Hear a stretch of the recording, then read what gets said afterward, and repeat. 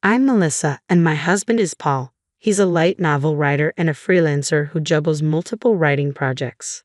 I assist him as a secretary in his home office. On a typical day, I was deep into work alongside Paul. As the clock struck 3 p.m., I yearned for a brief break. Yet our tranquility was shattered by the abrupt thud of the front door swinging open. Paul and I exchanged worried glances, bracing ourselves for what was to come. Party time. The living room door swung open with a bang, courtesy of Paul's older sister, Donna. Despite supposedly residing at her parents' house, she made a daily appearance at 3 p.m., indulging in tea and devouring all the snacks we had received as gifts before heading home. Once more, I found myself engrossed in work. Can't you see we're busy? Can't this wait? Don't be such a killjoy. I just want my tea, Donna retorted, unfazed by our irritation. Who do you think you're talking to? Donna flung herself onto the couch, crossing her legs with an air of entitlement. True to form, she raided our snack stash, filling the room with the loud crunching of her indulgence. Listen, it's beyond belief, Donna, I vented, frustration bubbling. She's so presumptuous and arrogant, acting like the world revolves around her. She claims to be a live streamer, but who knows how much she actually earns or anything about her work-from-home setup. And then she has the nerve to demand tea from me, her sister-in-law, as if I'm her personal servant. And as a result, Donna receives a scolding from my in-laws, though it's merely a temporary halt to her behavior. This demeanor has persisted since I first began dating Paul in high school, so it doesn't faze me much. Handle it yourself, I retorted. Don't you dare sass me, Donna shot back, her words punctuated by the scattering of snacks from her mouth to the floor. You dare talk back to me? You're the newcomer here. You should know your place. As the eldest daughter, I demand respect. If you can't handle it, then maybe you should consider a divorce. I was seething with anger at Donna's remark, but it was Paul who displayed frustration first. That's it. You're being unbearable. Leave. What? Hold on. Paul rose from his seat, seized Donna's arm, and escorted her out, her protests echoing through the room. And if you ever use the spare key we misplaced to barge in here again, I won't be so forgiving. I'll be informing Mom and Dad about this. Enough, Donna, enough fuss, Paul commanded firmly. He reached the front door, where Donna continued her complaints, and secured the chain lock, ensuring she couldn't barge in again. With deliberate clarity, he made sure Donna heard the lock clicking into place. Then Paul swiftly dialed a number on his phone. Dad? Donna's here again. Just a moment. Paul paused to address his father. The persistent knocking on the door echoed throughout the room, but eventually it ceased. It seemed Donna had finally relented and departed. Paul and I breathed a collective sigh of relief. I'm sorry for the trouble. Donna's presence seemed to prompt an apology from me. No need to apologize. Donna's been treating Paul like a servant since she was little. Paul, being gentle and quiet, never pushed back. But ever since we got together and married, he's been learning to stand up for himself, I explained. However, it's been almost 2 years since we married, and her constant visits need addressing. She even showed up uninvited while we had guests recently. Lately, our editor has been dropping by, typically between 3 and 4 p.m. Donna once even tried to flirt with the editor, asking, I'm his sister, what are your hobbies? It was so embarrassing that we've had to arrange for the editor to visit in the mornings instead. Paul prefers to focus on work in the mornings, you see. I heard from your mother-in-law that Donna feels uncomfortable at home. Maybe she's like a hermit there, and her frustration might be directed at us due to her parents nagging. I'm sorry. I should be better at keeping her at a distance. Don't stress about it, I reassured my partner. By the way, don't forget, we're heading to your parents' place to discuss restaurant options for their 60th birthday celebration. We could bring up Donna's situation then, I suggested. Great idea. It's high time we addressed it. I spoke to Dad earlier, and he wasn't aware Donna had taken the spare key. But they do change its hiding spot regularly, don't they? My partner responded. Yeah, Dad recently stashed it in his wallet, which caused a bit of a hiccup, I confirmed. What's the matter? I inquired. It appears that some money went missing along with the key, my partner responded solemnly. What? But she's denying it, so tensions are running high back at home. I expressed concern. I was hesitant to broach the topic given the circumstances, but I truly appreciate my in-laws, who have been kind to me since high school. I'm determined to properly celebrate their 60th birthdays, I affirmed. I want your parents to have a wonderful time. We'll address the issue when the moment is appropriate, I assured my partner. Agreed. Oh, speaking of which, what type of restaurant did you have in mind? I compiled a list of options. Want to review them? My partner suggested. Sure, let's take a look, I replied. I presented Paul with the details of the restaurants I had researched and narrowed down.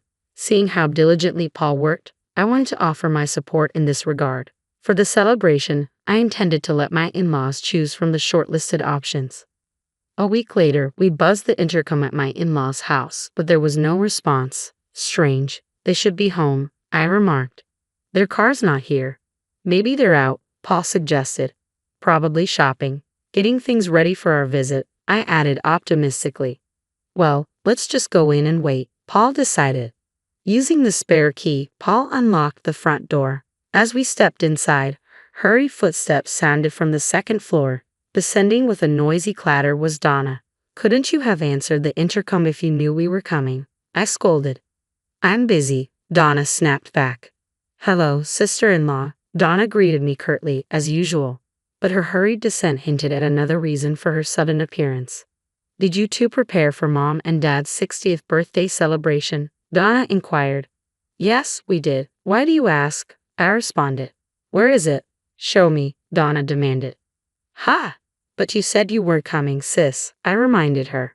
I changed my mind. Just show it to me, Donna insisted.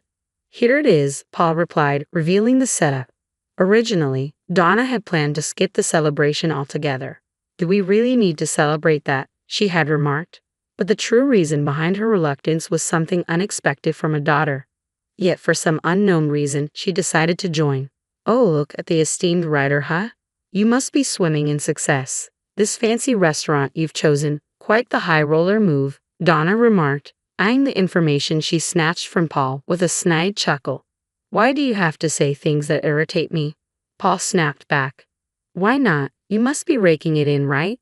Though I'm making multiples of that, just so you know, she continued, her words always aimed at belittling Paul. If she truly earned multiples of his income, she'd easily clear 6 figures annually.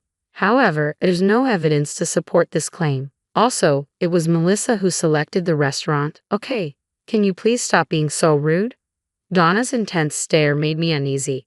I instinctively retreated, asking, what's on your mind? But Donna proceeded to utter something utterly outrageous. Ah, there it is, Paul. You're finally witnessing this woman's true nature, aren't you? What? Oh, never mind. I'm excited for the celebration. Catch you later. Paul brushed off the comment. Donna then forcefully ushered both of us out the door. Strangely, she held onto the document, continuing her disruptive behavior yet again. Well, no big deal. We can print out the restaurant details whenever we need to, and then we can show my in-laws the photos to confirm, I reassured Paul. As it happened, our in-laws had completely forgotten about our visit that day and had gone to a Sunday farmers market instead. They apologized to us later for the mix-up. With the venue finalized and the reservation complete, we eagerly awaited the day of the 60th birthday celebration. As we arrived on site, Donna and our parents were already there. Despite our earlier awkward exchange with Donna, we tried to push it aside. However, her smug smile directed at me sparked a sense of unease. Nevertheless, we proceeded into the restaurant. We were led to a private room, exquisitely designed in traditional Japanese style, surpassing the beauty depicted in online photos. Just as my in-laws began to admire the room with smiles on their faces, Donna interjected from behind us, her grin mischievous. Don't let yourselves be deceived, Mom and Dad, she remarked suddenly. Suddenly, Donna pointed a finger at me and shouted, You're after our family's wealth, aren't you? Her accusation startled not only me but also Paul, my father-in-law, and my mother-in-law, leaving us all in blank surprise. Wealth? What? I stammered, utterly confused by the sudden accusation. What nonsense. We're just an ordinary middle-class family, Paul angrily interjected, but Donna's theatrics were far from over. As the eldest daughter, I'm set to inherit this house. You're planning to target my parents too, aren't you? I won't be fooled, Donna continued, her tone accusatory. I really don't understand what you're talking about. Why would you think I'd do such a thing?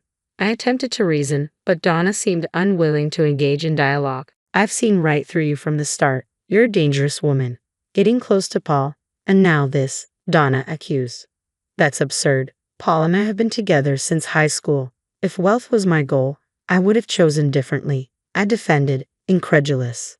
Donna merely snickered at Paul's disbelief and continued her tirade. A woman not after money would have picked a more modest restaurant. But look at this lineup. All expensive places, she boasted. Donna thrust some documents she had taken from Paul a few days ago into our hands. What's the point? I asked. Don't you see? This woman believes she can manipulate your wealth however she pleases. Simple-minded men, Donna jeered, bursting into laughter, oblivious to our growing realization of the situation's hopelessness. I won't hand over the family's wealth. Paul, do you see now? This woman's true colors, Donna declared, urging Paul to understand. Having her as family is a nuisance. You two should divorce. Paul, this is an order from your elder sister for the peace and security of our home. You need to divorce her and leave. Stay away from my parents, Donna yelled, advancing towards me aggressively. That's when Paul intervened, stepping between Donna and me. What on earth are you saying? Apologize to Melissa right now. Wait a moment, Dad, Paul interjected. What's this about money? Absurd. Melissa has been helping us organize our 60th birthday celebration, and you should be doing the same. Instead, you're creating unnecessary drama, Paul's father interjected. No, Dad, take a look at this, Donna insisted, flustered as she hurriedly handed the documents to her father. My father-in-law perused the documents. If you look closely, you'll understand. She's chosen outrageously expensive venues. She's draining the wealth of a middle-class family like ours, and all the expenses are falling on you and Mom, right? Am I mistaken? He concluded with a heavy sigh. Paul and I, along with my mother-in-law, were left speechless. Oh, what? Paul's confusion was evident. She's claiming we're footing the bill for the 60th birthday celebration, I clarified. Huh? Donna's eyes widened in surprise. Well, it would be rather odd for the honoree to foot the bill, she reasoned. Wait a moment, so you're insinuating Melissa is still spending Paul's money recklessly? See, I knew it all along, Donna accused. What nonsense is this? Melissa works alongside me and you know my salary supports us both. There's no reason for concern, Paul countered. But, Donna faltered. And what's your take on this, Mom? Donna turned to her mother, hoping for support. My mother-in-law stood there, silently, her head bowed. Exactly, Mom, you understand, right? Donna appealed. Listen, each of these venues holds cherished memories for your father and me, my mother-in-law explained. Donna was stunned. Melissa specifically consulted us about it. She wanted to incorporate our memories into the celebration and choose a menu based on them, my mother-in-law continued. No way, your disrespectful accusations are truly shameful. My mother-in-law's voice quivered with emotion. Tana was finally realizing her misconceptions, but it was too late to amend her errors. A realization that would soon become painfully clear. You've caused enough trouble. You're not welcome here anymore. Go home, Paul's father declared. But Dad, why are you being so harsh? I'm your daughter. You can't just throw me out, Donna protested. But you were planning on not attending in the first place, weren't you? Don't worry about the cancellation fee. I'll cover it, Paul's father replied firmly. Wait, hold on. It seems we've failed in raising you properly. We've indulged you as our daughter. But now we've reached our limit. Leaving is for the best. Don't make decisions without consulting us, Paul's mother added, turning to Donna. I agree. What do you, Paul, and Melissa think? My mother-in-law's smile was unsettling as she spoke cheerfully.